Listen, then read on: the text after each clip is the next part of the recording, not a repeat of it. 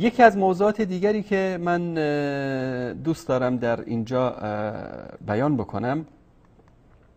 من اگر یادتون باشه در قسمت نهم تاجیکستان دردها و آرزوها در مورد درخواست وزیر کشور تاجیکستان از وزیر کشور ایران، یا به قول تاجیکا وزیر کارهای داخلی تاجیکستان از وزیر کارهای داخلی ایران درخواست کرد که در بستن شبکه جهانی وصال حق با هم همکاری بکنن. من یک اطلاعی به شما عزیزان بدم که اینها فقط برای اینکه به مدت 2 هفته فرکانس قبلی ما رو در هوتبرد ببندن، روزانه تقریبا معادل $300,000 خرج میکردن. شما تصور بکنید $300,000 رو اگر تاجیکستان به ملت مظلوم خودش کمک بکنه، به کسانی که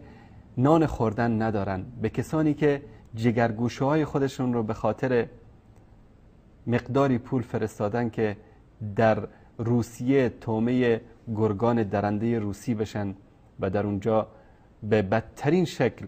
به شهادت برسن به خاطر پیدا کردن لقمه نانی برای پدر و مادر و فرزند و همسرش، این حکومت‌های ظالم رو نگاه بکنید که به خاطر بستن صدای حق، به خاطر بستن شبکه وصال حق و کاری که اصلا یک کار احمقانه است، یک کار کودکانه است، خب یک فرکانس ما رو بستن. چی شد؟ ما امروز با 2 فرکانس در هوتبرد برگشتیم. ان شاء الله به زودی در گلکسی و در یوتلسات هم فرکانس های جدیدمون رو اعلان خواهیم کرد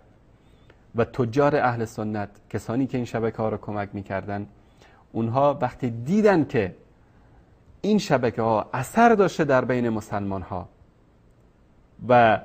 عداوت و دشمنی این حکومت های ظالم رو دیدن با این شبکه، گفتن که باید شبکه قوی تر از قبل باید ظاهر بشه و الحمدلله آن چیزی که اونها میخواستن نشد، بلکه ما قوی تر از پیش الحمدلله ظاهر شدیم.